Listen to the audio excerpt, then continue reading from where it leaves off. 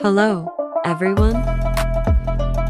The system design is electric wireless charging station for electric vehicles. The vehicle part has VO motor, acrylic frame, with attached copper coil for power, receiving purpose and power, storing into lithium-ion battery, and LED indication, and charging station has Arduino. Ultrasonic sensor detecting vehicle.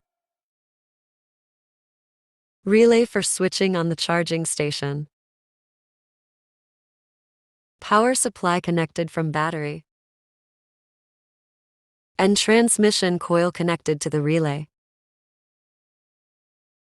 Let's see working.